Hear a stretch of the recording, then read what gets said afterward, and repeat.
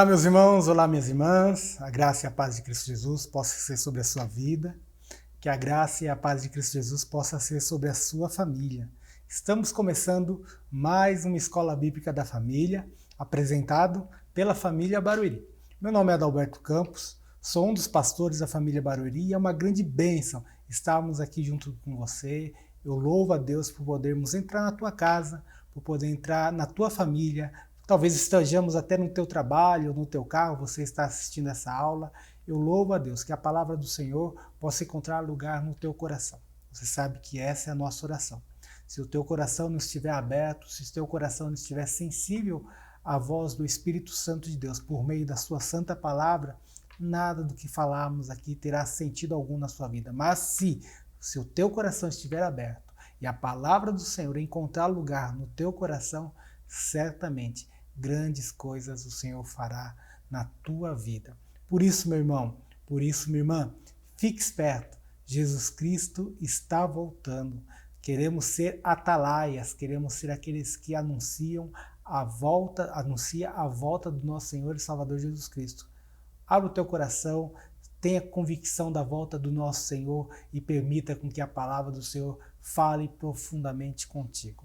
Se você ainda não é inscrito no canal da família Barueri, eu quero lhe fazer um convite, isso é muito importante para nós, então se inscreva ali no nosso canal, clique no sininho para que também você possa receber as publicações, assim que nós divulgarmos ali a publicação, você já vai poder assistir aos nossos vídeos, o nosso conteúdo, e também se esse material, se esse vídeo e outros vídeos nossos têm sido instrumento de bênção na tua vida, você tem sido edificado, já curta ali também, e não só curta, compartilhe com outros amigos, compartilhe com outros irmãos, para que nós possamos alcançar o maior número possível de pessoas para o Senhor, edificando a Igreja de Cristo. Esse é o propósito da Escola Bíblica da Família, edificar o corpo de Cristo, sermos instrumento para propagar a palavra santa do nosso Senhor e Salvador Jesus Cristo. Então, compartilhe e curta esse vídeo e será uma grande bênção para nós podermos publicar e falar, alcançar o maior número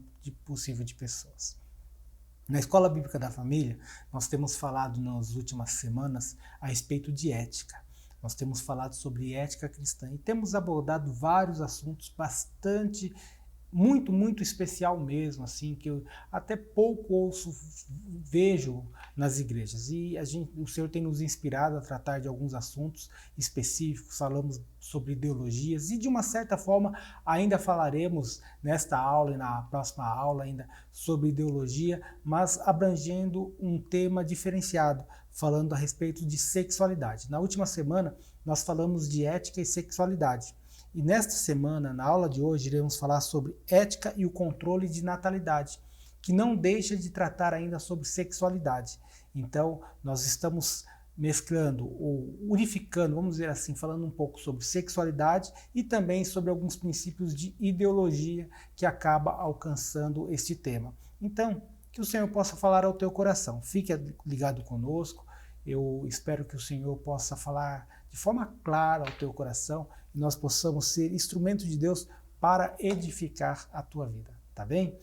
Portanto, o nosso tema para esta aula é ética e o controle de natalidade. Você sabe que entre os cristãos não existe um senso comum, não é unânime a respeito desse assunto, controle de natalidade. Tradicionalmente, os católicos romanos, né, e a maior parte dos protestantes estão nitidamente divididos a respeito sobre esse assunto. O assunto fundamental, especialmente para os católicos romanos, é que o sexo deve ser única e exclusivamente para a procriação. E os evangélicos ou protestantes, eles separam isso aí, separam esse assunto também. Então, é uma coisa interessante. Os católicos, eles negam que deve haver um controle de natalidade. Isso, daí talvez você esteja assistindo esse vídeo e fale, não, eu sou católico, mas eu acho que deve ter. A doutrina católica romana diz que não deve haver um controle de natalidade, exceto por uma situação que a gente já vai falar sobre isso. Já os protestantes, eles afirmam isso, eles aceitam isso de uma forma mais tranquila. Todavia, existem algumas questões importantes a falarmos, que é o tipo de contracepção que deve ser aceita. Então, para nós, somos uma igreja evangélica, uma igreja de cunho protestante, portanto, nós aceitamos a contracepção, nós aceitamos os métodos de controle de natalidade. Mas como isso deve ser feito? Qual deve ser a maneira? Sobre esse assunto e outros ligado ao controle de natalidade, nós queremos tratar nessa aula. A maior parte dos protestantes evangélicos enxergam que o controle de natalidade é com uma decisão da consciência. Então, é tratado individualmente. Cada casal, cada família vai decidir ali, definir com relação ao seu controle de natalidade. Entretanto, há um senso comum, tanto entre católicos como protestantes ou evangélicos, que são contra o aborto, ou meios chamados, às vezes, contraceptivos, que na verdade são verdadeiros abortos. Por consequência, métodos anticoncepcionais que são errados, tratando ali como aborto, que provocam a morte do óvulo fertilizado. Então, tanto para católicos como para protestantes, esse senso, essa ideia é uma ideia bastante comum. Em busca de um entendimento bíblico a respeito de ética e controle de natalidade, nós vamos dividir essa aula em 3 tópicos. Serão eles: primeiro, a visão católica romana contra o controle artificial de natalidade, e segundo, a visão protestante ou a visão evangélica sobre o controle de natalidade, e por último, a visão bíblica sobre o aborto, como que a Bíblia enxerga a questão do aborto, ok? Então fique conosco, fique atento.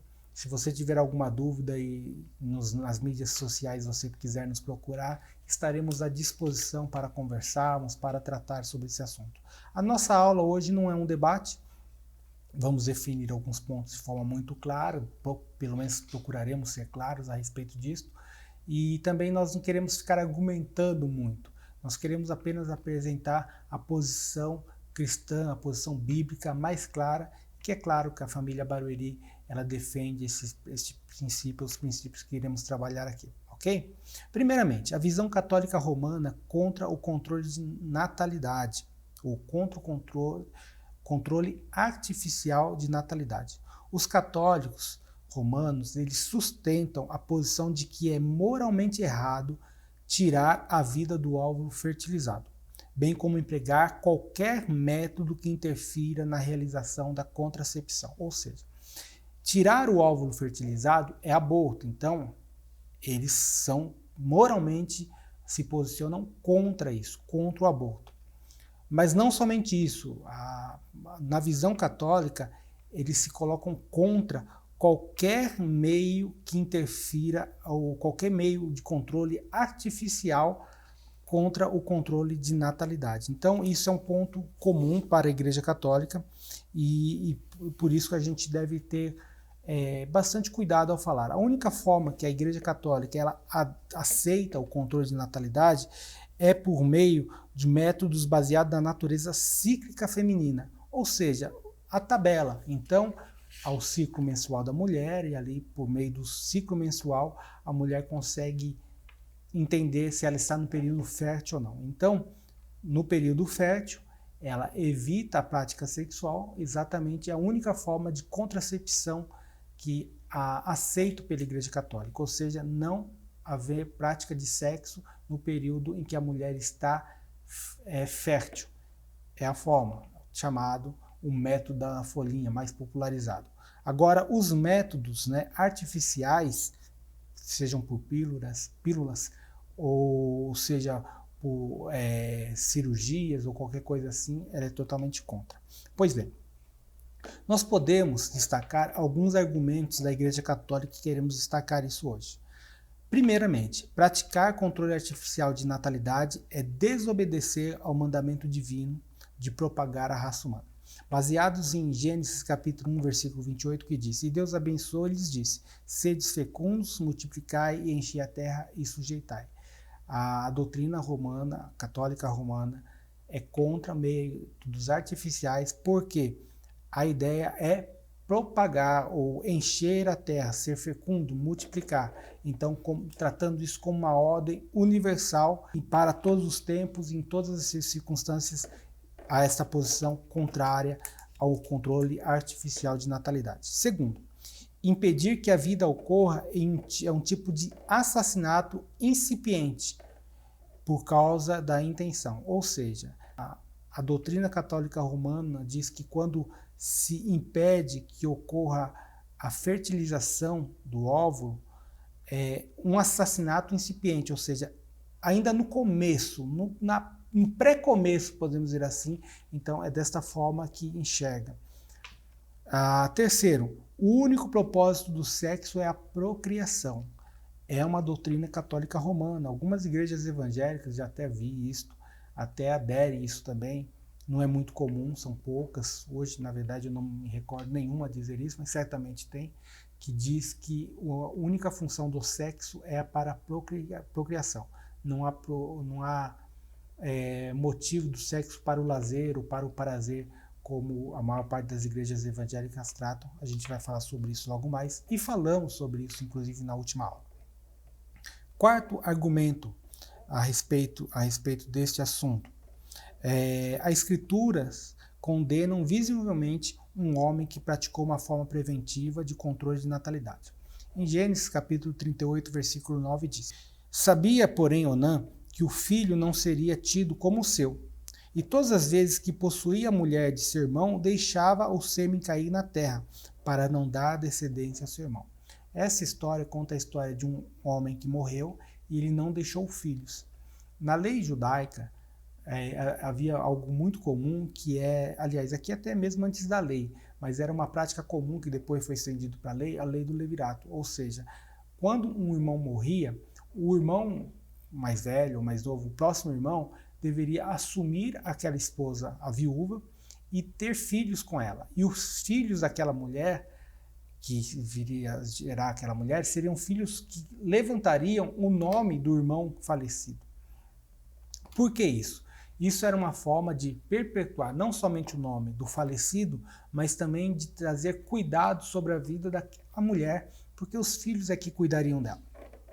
Onã, ele sabendo que tinha que possuir, tinha que ter relações sexuais com a sua cunhada, viúva, evidentemente, ele, ao ter relação com ela, ele deixava com que o sêmen caísse em terra, por um motivo egoísta, para não trazer descendência ao irmão, que era esse o objetivo, e isso lhe custou a vida. Então, a Igreja Católica afirma que o controle de natalidade foi condenado por Deus. Na verdade, aqui não é exatamente o controle de natalidade, mas o motivo egoísta que levou Onã a tomar esta atitude, ok? Conforme já falamos, nosso propósito não é trazer um contraponto à doutrina católica. Quero apenas expor isso, porque até algumas igrejas evangélicas pensam assim, são poucas, mas até pensam, então nós precisamos tratar disso. Buscando uma avaliação resumida sobre o posicionamento da Igreja Católica Romana, podemos observar 2 pontos importantes.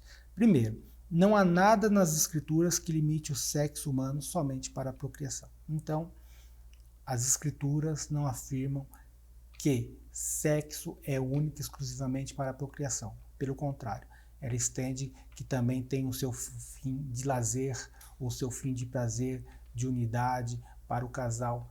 Veja, se você ainda não assistiu a aula anterior a esta, até aconselho você a ver, que a gente vai falar sobre isso. Falamos sobre isso, aliás, de uma forma mais clara e com um espaço de tempo maior. Nas Escrituras, não há nada nas Escrituras que proíba o uso anticoncepcionais quando há um motivo adequado, ou seja, quando o motivo não é egoísta. Então, a Bíblia não coloca nenhum posicionamento contrário a métodos anticoncepcionais. A questão é o motivo que leva aquele casal, aquela família a usar de métodos contraceptivos, ok? A pergunta não é se eu emprego contraceptivos é aceitável, mas sim quando e que tipos de anticoncepcionais são moralmente admissíveis. Então, para nós, é aceitável o métodos anticoncepcionais. A questão é quando deve ser usado e quais os tipos de métodos ou anticoncepcionais ou contraceptivos são moralmente admissíveis. Sobre esse princípio é que nós vamos nós procuraremos discorrer na nossa aula, ok? Avançando para a nossa segunda parte, é a visão protestante, ou a visão evangélica, sobre o controle de natalidade. Pois bem, embora entre os evangélicos não haja uma unanimidade no tocante ao controle de natalidade, tradicionalmente, os evangélicos não aceitam a visão católica romana, que restringe o sexo única e exclusivamente para a procriação. Sobre essa premissa, a pergunta que deve ser feita é: quais são as diretrizes adequadas para o uso de métodos anticoncepcionais? Então, a pergunta que vamos buscar responder é: quais são as diretrizes, quais os meios, quais os caminhos que são adequados para o uso de métodos anticoncepcionais? Em busca de responder essa questão, nós queremos levantar outras questões. Então, através de outras questões que vamos propor no decorrer dessa aula, nós queremos responder as diretrizes, as direções adequadas para o uso de métodos anticoncepcionais. Então, uma pergunta inicial, buscando essa pergunta magna que lançamos é: quando o controle de natalidade é errado? Pois bem, nós aceitamos o controle de natalidade? Sim, aceitamos. É pecado? Não, não é pecado. O cristão ele pode exercer o controle de natalidade, mas quando o controle de natalidade ele pode se tornar errado? Para isso, nós destacamos 4 momentos. Primeiro, quando o controle de natalidade é errado, quando o uso de contraceptivos é fora do casamento, ou seja, em práticas de relações sexuais ilícitas. Anticoncepcionais não devem ser utilizados com o fim de evitar a consequência ou as consequências dos pecados sexuais. Então, é evidente que a família, a gente vai falar sobre família, a gente vai falar sobre monogamia na aula que tratamos sobre tal assunto, mas é evidente, qualquer pecado sexual, nós falamos sobre isso na aula passada, então esteja ligado a isso, anticoncepcionais não é para isso, não é para esconder pecado, ok? Segundo, o controle de natalidade é errado para aqueles que se recusam a ajudar a propagação da raça, quando a sua existência está ameaçada. De maneira geral, é errado um casal não ter filhos quando a população da espécie está ameaçada. Não é muito comum, mas na Europa, por exemplo, né, isso é uma situação comum. Quando a população, quando o seu estado, o seu município, o seu país tem necessidade de que tenham filhos, o uso de contraceptivos não deve ser usado. O propósito de gerar filhos não é único e exclusivamente para trazer um prazer pessoal, um prazer para mim e para minha esposa, de realização de sonhos. É claro que isso pode acontecer também e deve, mas precisamos compreender que nós geramos filhos para a sociedade. Nós geramos filhos para que eles sejam instrumentos sociais. E então, quando o município, o estado, o país tem necessidade de filhos, não se deve usar métodos contraceptivos. No Brasil, não é a nossa realidade, nós não temos esse problema. Avançamos e avançamos ainda bem com relação a isso, mas alguns países, o avanço contraceptivo, aliás, há uma diminuição muito grande de crianças e de juventude, o que está prejudicando os seus países. Então, não é moralmente correto você morar em Portugal e não ter filhos. Por exemplo, falando de Portugal, porque é um país que o grupo de idosos aumenta cada vez mais e cada vez tem menos crianças. Então, o cristão em Portugal, ele deve se preocupar em ter filhos para beneficiar o seu país. Ok? Espero que esteja sendo claro a respeito disso. O controle de natalidade é errado quando alguém se recusa a ter filhos somente porque não deseja assumir responsabilidades e ter descendentes. Muitas pessoas hoje usam métodos anticoncepcionais simplesmente, única e exclusivamente, porque não querem assumir responsabilidades, porque não querem buscar uma maturidade, não querem avançar, crescer realmente como indivíduos. E não apenas como indivíduos, como cristãos. É claro que nós estamos falando isso para quem professa a palavra de Deus, para quem tem a Bíblia como regra de fé. Então, por um motivo egoísta, o fugir de responsabilidades, métodos contraceptivos não é adequado, é errado. O controle de natalidade é errado quando causa abortos. Esse é o caso de alguns métodos contraceptivos. Algumas pílulas anticoncepcionais são projetadas para impedir que o filho já concebido se aloje na parede uterina. Nessas situações, o método é abortivo pelo fato de matar após a concepção de um ser humano pleno. Nós vamos ver sobre o aborto no nosso último tópico, a gente vai falar bastante sobre aborto. Então, especialmente as irmãs, né, que vão cuidar disso, as mulheres, os homens também, claro que devem orientar as suas esposas, precisa-se tomar cuidado que tipo de remédio você está usando. É claro que no nosso país o aborto é ilegal em algumas situações, na maior parte das situações, diga-se de passagem. Mas deve-se tomar muito cuidado que tipo de remédio você está usando. Eu vou lhe dar um exemplo bastante claro e eu quero aqui aproveitar e agradecer ao Dr. Stefânio, ele me orientou a respeito de tal assunto. A pílula do dia seguinte, aquela pílula que a mulher, sabendo que praticou sexo em seu período fértil e por receio de ficar grávida, por não estar usando nenhum outro método concepcional, ela vai lá e toma a pílula do dia seguinte. É um método abortivo ou não? É uma discussão grande. Eu confesso, doutor, não estou plenamente convencido. Eu quero lançar isso para os irmãos, as irmãs fazerem as suas avaliações. Mas o doutor me deu uma explicação que é plausível.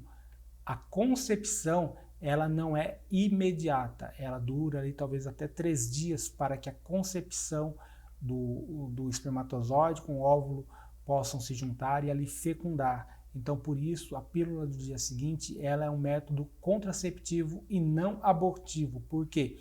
Porque o óvulo não foi fecundado ainda. Ela vai evitar que haja fecundação. Mas eu quero deixar isso na questão pessoal, individual de cada casal. Estude sobre o assunto, converse com um médico, com algum médico de sua confiança. Se você é da família Barueri, o nosso médico aqui é o Dr. Stefânio, todo mundo liga para ele, mas procure saber disso. Você, minha irmã, fale com seu ginecologista a respeito do assunto para que você possa estar mais embasada. Mas tome cuidado para que você não use métodos que sejam abortivos. Não é uma prática legal no nosso país, é claro, mas se informe a respeito do assunto para que você não cometa um erro, mesmo que seja enganada ou sem um propósito. Ok? Espero. Eu sei que não estou sendo tão claro a respeito disso, porque eu estou passando a bola para você, mas se preocupe com isso, esteja atenta com isso. Quando o controle de natalidade é certo, ou quando o controle de natalidade é correto, pode ser por uma atitude sábia de lançar mão do controle de natalidade a fim de adiar o crescimento da família, até que os novos pais estejam melhor preparados para cuidar dos novos filhos ou dos futuros filhos, não é? Seja por motivos psicológicos, econômicos, educacionais, indicam um futuro como um tempo mais adequado para o crescimento da família. Portanto, sendo assim, não é moralmente errado métodos contraceptivos.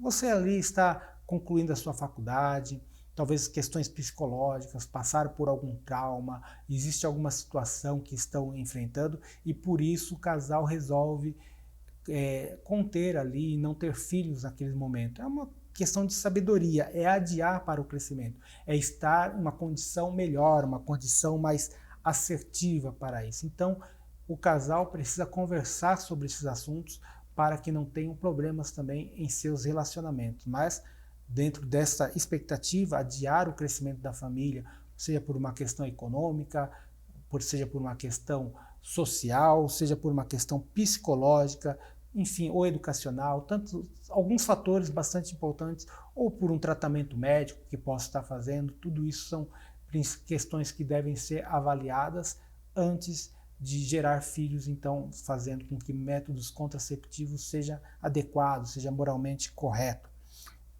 Segundo, se o controle de natalidade pode ser utilizado para restringir o tamanho da família, adequando a capacidade e a provisão dos pais.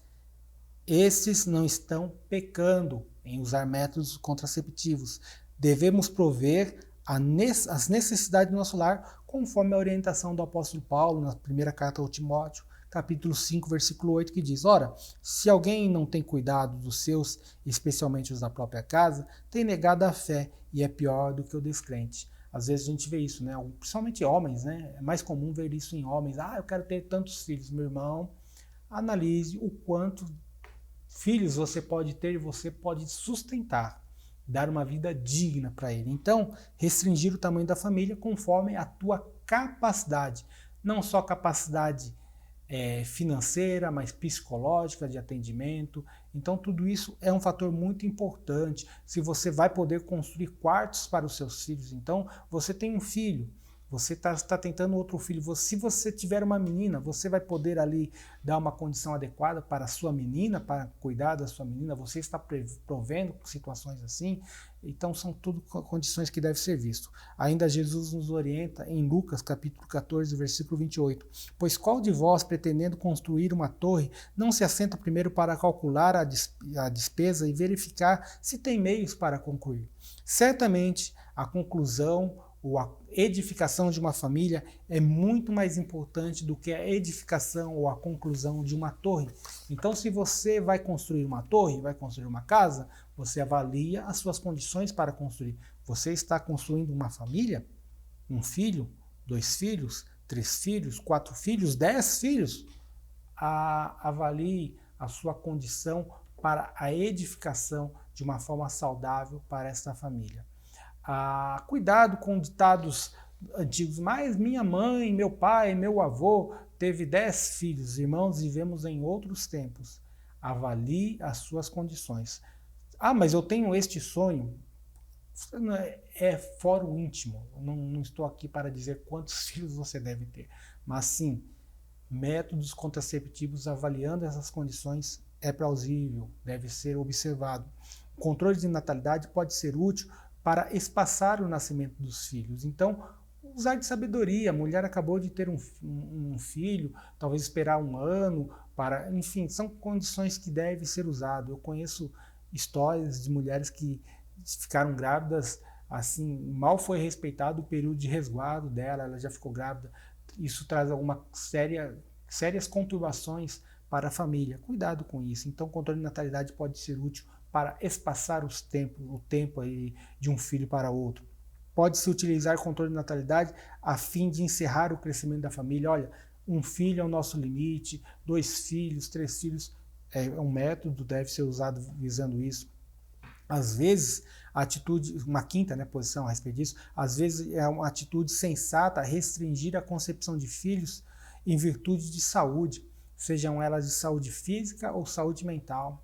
A mulher, às vezes, tem um problema no coração e se ela ficar grávida e na hora de ter o filho, pode ser que ela tenha problemas por conta de complicações cardíacas.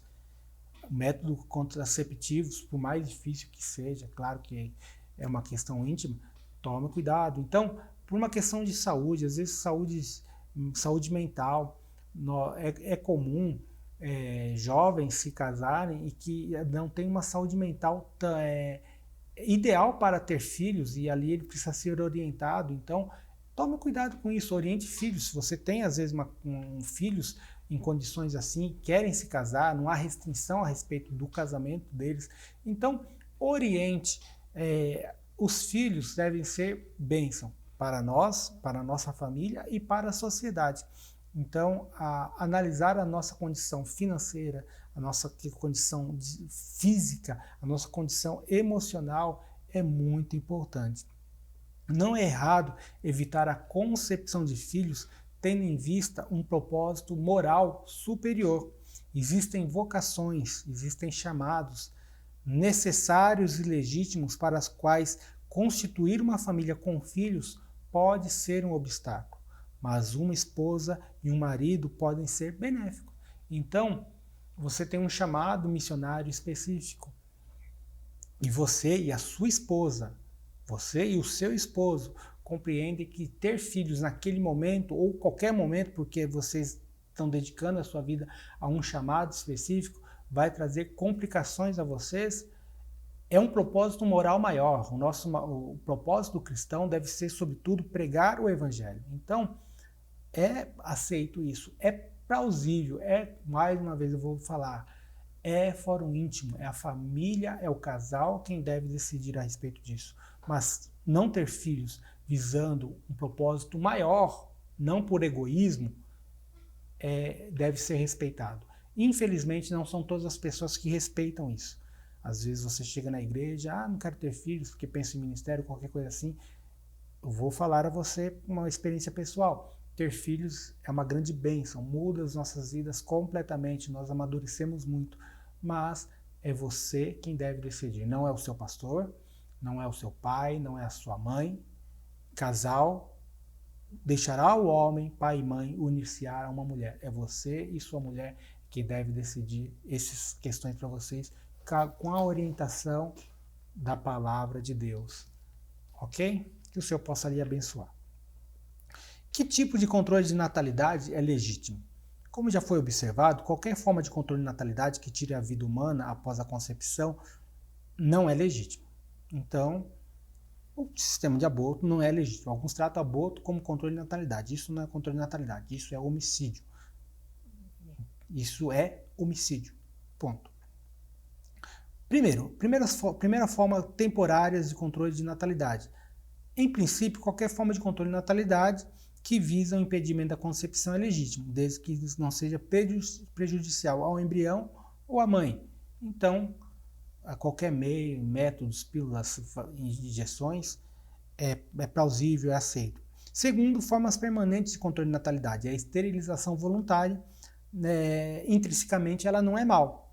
Nas escrituras não existe um mandamento que proíba a respeito disso, todavia o ato deve se tornar algo permanente, a esterilidade, então é uma decisão mais séria. Então, faça uma avaliação psicológica, uma avaliação social, decida com a esposa, decida com o esposo, discuta sobre tal assunto debaixo de orientação da palavra do Senhor, debaixo de oração, debaixo de relacionamento com o Senhor.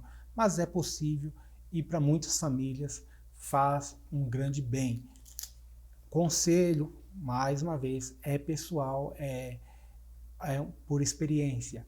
Eu sempre acho melhor o homem fazer a vasectomia do que a mulher fazer a cirurgia. É muito menos invasivo. A mulher sofre muito mais. Então, homem, precisando disto, crie coragem e faça a vasectomia, se for uma orientação da sua parte e da parte da sua esposa, é claro. Mas é uma boa recomendação. Se você já tem filhos e quer cessar, como diz no popular, quer fechar a fábrica, a vasectomia é uma boa opção. E vai beneficiar a sua esposa. Então, ame a sua esposa e faça a vasectomia, se assim a decisão de vocês já estiver tomada debaixo da orientação do Senhor. Tá bem? Avançando sobre o nosso assunto, vamos para o terceiro ponto, sobre a visão bíblica sobre o aborto. De todas as questões morais, as mais urgentes são as que envolvem vida e morte. Nessa temática sobre vida e morte, o aborto é uma das questões cuja a prática tem ceifado muitas vidas. Dessa forma, nós iremos iniciar a nossa discussão examinando quando é certo tirar a vida ainda no ventre materno, se é que isso pode ser considerado como um procedimento aceitável. Então, é um assunto de vida ou morte, não é mais um assunto contraceptivo, é um assunto de vida ou morte. Nós podemos observar 3 abordagens a respeito do aborto. Evidente, nós não vamos discutir as 3 abordagens, mas quero deixar claro, quero citar aqui. Considerando ali a condição do nascituro, as 3 abordagens o nascituro é plenamente humano, humano em potencial ou subhumano. Se ele é plenamente humano, o aborto nunca deve ser praticado. Se ele é plenamente humano, o fundamento para isso é a santidade, ou a separação da vida. E se ele é plenamente humano, o direito da mãe vai trabalhar a respeito sobre a vida acima da privacidade da mãe. Se ele é um humano em potencial, o aborto pode ser aceito. Se ele é um humano em potencial, quando se dá o surgimento da vida? Somente no nascimento? E se ele é um humano em potencial, aí vai haver uma combinação de direito entre o direito da vida, do nascituro, e o direito de privacidade da mãe. Agora, por alguns outros também é tratado como a condição do nascituro como um sub-humano, ou seja, ele não é humano, ele é abaixo do humano. O aborto é aceito em qualquer momento. O seu fundamento que visa a qualidade da vida da mãe, ou das pessoas em volta da mãe, e se ele é um sub-humano, o direito da mãe à privacidade está acima do direito à vida daquele sub-humano. Não vou discutir todos esses assuntos, nós não temos tempo para isso, mas é claro que nosso posicionamento a respeito ao assunto é que o nascituro é plenamente humano. Por isso, nós rejeitamos o aborto, visando a santidade da vida, onde a vida está acima da privacidade da mãe, do pai, do avô, do tio ou da sociedade. A vida daquela criança, daquele ser humano, é mais importante do que qualquer privacidade. Pois bem, as condições do nascituros é um elemento fundamental para tratarmos sobre o aborto. Então, precisa entender, você enxerga aquele bebezinho que está no ventre da mãe, ou aquele feto que está no ventre da mãe, como plenamente humano, potencialmente humano, sub-humano,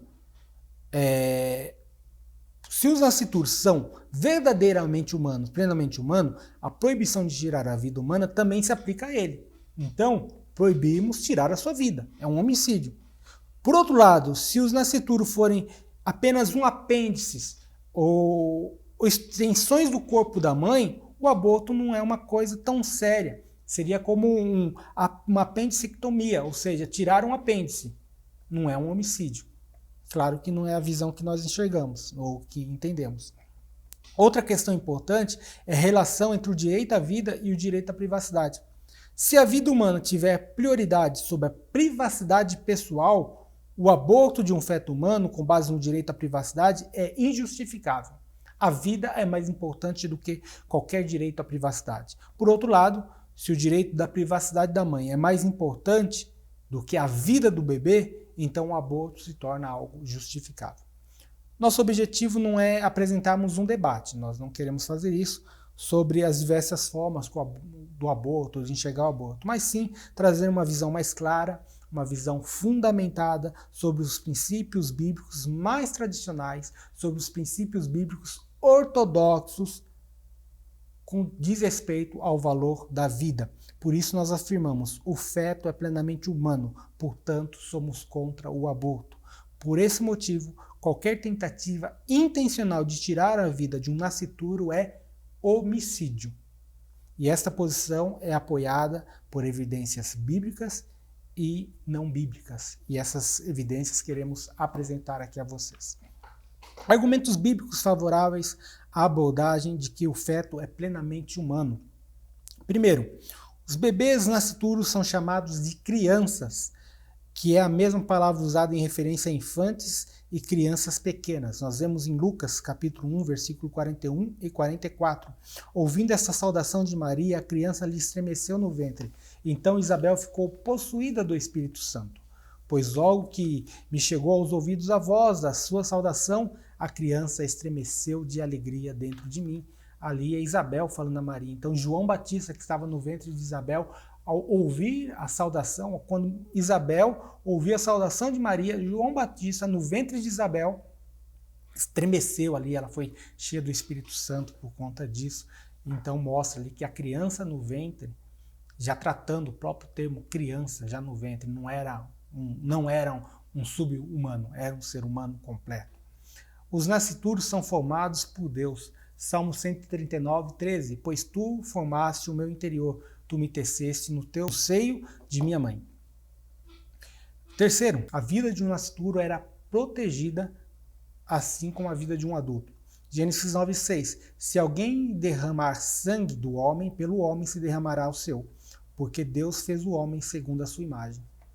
Preste atenção em Êxodo 22 ao 24. Se homens brigarem e ferirem mulher grávida e forem causa de que aborte, porém sem maior dano, aquele que feriu será obrigado a indenizar segundo o que lhe exigir o marido, e pagará como os juízes lhe determinarem. Mas se houver dano grave, então dará vida por vida, olho por olho, dente por dente, mão por mão, pé por pé. Qual que é o prejuízo grave aqui? Evidentemente que é a morte ou aborto. Então, o aborto é tratado como homicídio. Assim é tratado em Êxodo 21, 22 ao 24. Cristo era humano, o Deus homem. E a partir do momento que ele havia sido concebido no ventre de Maria, desde o ventre de Maria, Jesus era tratado como um homem, como um ser humano. Mateus 1:20, o Senhor vai ali falando, o anjo falando a José, disse: enquanto ponderava nessas coisas, eis que apareceu em sonho um anjo do Senhor, dizendo: José, filho de Davi, não temas receber Maria, tua mulher, porque o que nela foi gerado é do Espírito Santo. O que tem nela é um homem, é um ser humano. Então, é muito claro a respeito disso. Crianças nascituras, quinto, crianças nascituras possuem características pessoais, tais como pecado. Salmo 51:5, nasci em iniquidade e em pecado me concebeu minha mãe. A criança nascitura, ela tem alegrias e são traços distintivos de um ser humano. Pastor Adalberto, criança no ventre já tem pecado? Sim. A questão da humanidade que é passada da mãe e do pai já para a criança. Então ela foi concebida em pecado, em condição pecaminosa. Então é um ser humano, é isso que queremos dizer. Mas sobre esse assunto falaríamos, ou podemos falar em outro momento.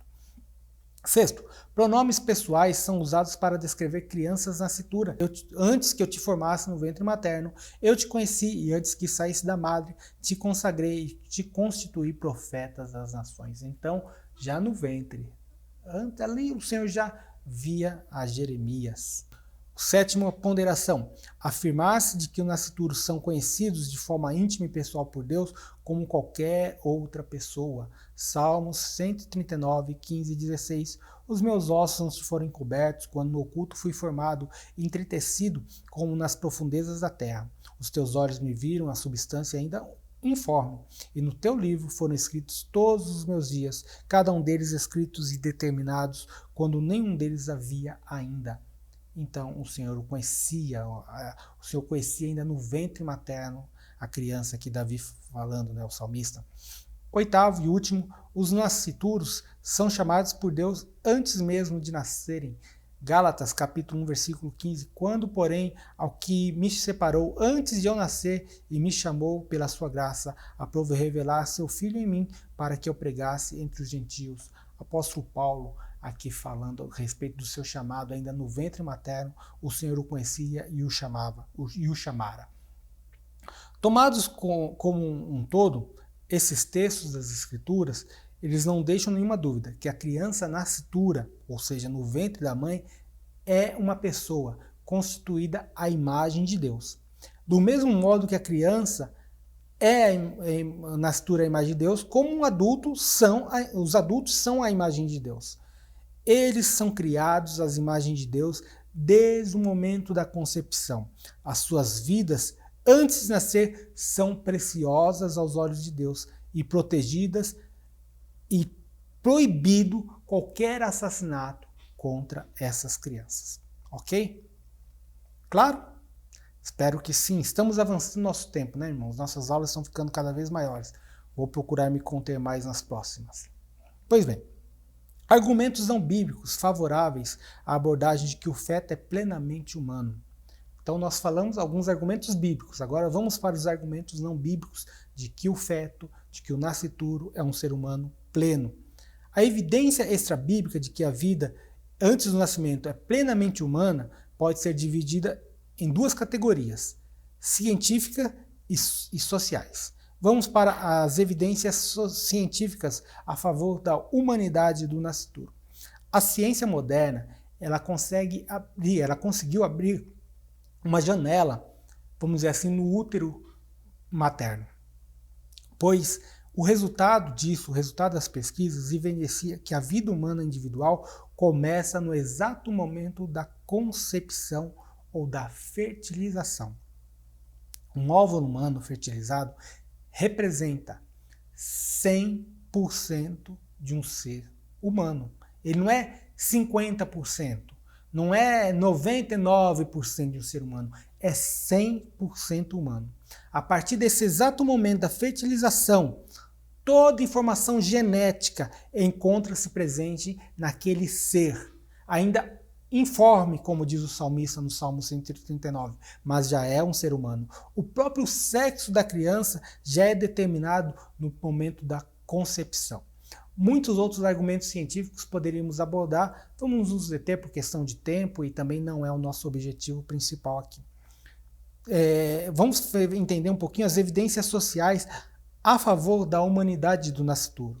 Por isso, nós queremos apresentar 5 evidências sociais do nascituro. Primeiro, é incontestável que os embriões humanos possuem pais humanos. Então, você não pode formar um ser humano com DNA de porco e de homem, de DNA de macaco e de um boi. Não é possível. Possuem características humanas, totalmente humanas. Um homem e uma mulher, 2 seres humanos, constituem um outro ser humano. A vida, segundo a vida, nunca para. Há sempre um recomeço, um fluxo contínuo de vida humana que se estabelece de geração em geração, de pais para filhos. Esse fluxo de vida humana é ininterrupto e forma como uma nova vida individual aparece através da concepção. Dessa forma, a nova vida que surge em um determinado momento é tão humana quanto a vida dos pais. Então, um nascituro, um bebezinho ali no ventre materno é tão humano quanto os pais. É uma continuidade da vida dos pais. É uma vida individual que foi sequência e avançando. Então, esse é um princípio social. Cuidados médicos contemporâneos têm possibilitado a bebês prematuros viverem fora do ventre bem antes do que há tempos. Alguns fetos de 26 semanas têm sobrevivido. Portanto, se eles são humanos, quando saem do ventre materno, ainda com 5 meses, um bebezinho com 5 meses no ventre materno, ele já é um ser humano. Ele é um ser humano. Ele deve ser humano quando permanece no ventre também. Então ele não se tornou um ser humano quando saiu do ventre. Com 9 meses, com 5 meses. Não, desde a sua concepção, eles são humanos. Por isso, sendo assim, não há nenhuma base para matá-los antes dos 9 meses. Não, o direito, tanto que não é direito matar uma criança depois que nasce, não é direito matá-la antes de nascer. Quarto fundamento, o argumento social. Todos esses argumentos a favor do aborto também são aplicados a favor do infanticídio e da eutanásia. Se crianças nascidas podem ser mortas por causa da malformação, por causa da pobreza, da falta do desejo dos pais em tê-la, então tanto crianças quanto idosos podem ser descartados pelas mesmas razões. Não há nenhuma diferença real entre aborto, infanticídio e eutanásia. Então, se você pode fazer um aborto porque aquela criança não é desejada, porque os pais não têm condições sociais de criá-la, aquela criança pode ser morta porque ela tem problemas de saúde ali, essas questões, se isto valida a condição de abortá-la, de matá-la, então nós podemos matar uma criança depois de nasceu, mas ali mudou as condições dos pais, então vamos matá-la. Ela não serve mais, vamos matar os idosos. Então, infanticídio, eutanásia poderiam ser valorizados também. E é claro que nós não estamos valorizando isso. Queremos colocar que os fatores externos ou mesmo internos não validam esta condição. A discriminação contra a vida de qualquer indivíduo baseada em questões circunstanciais, tais como tamanho, idade, localização, habilidade funcional, é moralmente errada. Você não mata alguém porque ela é fraca. Você não mata alguém porque ela não tem condição de subsistir. Da mesma forma, um bebê não pode ser morto no ventre da mãe por questões circunstanciais. No entanto, esta é a exata base na qual favoráveis ao aborto se apoiam para considerar que uma criança nascitura não é humana. Então, não, os pais não podem criá-la, mate. A sociedade não vai poder absorver aquela criança, mate. Somos contra, irmãos. Somos a favor do direito à vida. A palavra de Deus nos orienta de tal maneira. Se a vida de uma mãe estiver ameaçada, e se aquela mãe que está gerando um bebê estiver correndo risco de vida, graças aos avanços da medicina moderna, tornou-se raro procedimentos drásticos que haverá a necessidade de abortar-se o nascituro para salvar a vida da mãe. Isso não é tão comum, como alguns querem dizer que é. Entretanto, quando isso se torna necessário, é moralmente justificável tomar qualquer precaução médica para salvar a vida da mãe. Esse caso não se é caracterizado como um aborto. E aqui nós queremos apresentar 3 razões. Primeira razão, a intenção não é matar o bebê, é salvar a vida da mãe. Isso se justifica pelo princípio do duplo efeito, que afirma que se uma ação, que é salvar a vida, leva 2 consequências. Uma boa, que é salvar a vida da mãe, e uma má, leva à morte do feto, ao bebê. O ato é justificável se um deles determinar o resultado bom. Então, há uma justificativa a respeito disso. Segundo, trata-se de uma questão de vida por vida. Não é um aborto sob a demanda, não é a criança indesejada. De fato, não é um aborto absoluto, pois não se trata de uma operação cuja finalidade é matar o embrião. A finalidade não é matar a criança, é salvar a mãe. E terceiro e último argumento é quando a vida de uma pessoa está ameaçada, como no caso da mãe nesta situação. Ela tem o direito de preservar a sua vida, com base no direito de legítima defesa. Então, não está matando aquela criança porque quer vê-la morta, mas sim para salvar a vida da mãe. É uma situação evidentemente difícil, onde famílias que têm que passar por isso, que o Senhor lhes dê graça, mas nós não tratamos isso como um aborto, mas nós tratamos como um direito de preservar a vida da mãe, ok? Conclusão. O debate acerca do aborto põe-nos em foco toda a questão da santidade da vida humana. Tanto as escrituras quanto a ciência apoiam a perspectiva de que a vida individual humana se inicia na concepção. É tanto a revelação geral como a revelação especial. Revelação geral é a revelação de que existe um Deus, todo homem sabe disso. A revelação especial é a revelação bíblica, o texto bíblico. Declaram que é errado matar a vida humana de um inocente. Além disso, o mesmo argumento utilizado para justificar o aborto também pode ser utilizado para justificar infanticídio, eutanásia, então nós não podemos utilizar disso. Todas as razões apresentadas como justificativas para o aborto violam a santidade da vida humana. A grande proposta que gostaríamos de colocar aqui contra o aborto está na santificação do indivíduo. Ou seja, nós devemos pregar contra a prática sexual ilícita. O sexo foi constituído para ser gerido, administrado uma vida matrimonial. Falamos isso na última aula. Então, a solução contra o aborto é a propagação do Evangelho. Que as pessoas se convertam, que as pessoas tenham temor a Deus e vivam uma vida a Deus. Sejam novas criaturas. Quando se fala de legalização, como que a igreja deve se portar, nós não iremos facilitar nada que seja contra a palavra de Deus. Nós precisamos pregar moralidade. Não quero entrar em questões políticas de defesa de um e de outro, mas recentemente a nossa ministra dos Direitos Humanos e da Mulher propôs algo. E ela propunha pregar ou ensinar, pregar não, reeducar as meninas para que começassem mais tarde a sua vida sexual, para que pudesse evitar gravidez indesejadas e evitar o aborto. A mídia, as pessoas caíram contra ela. Ela não estava nem pregando um sentido religioso da coisa, estava pregando, ensinando de uma forma social.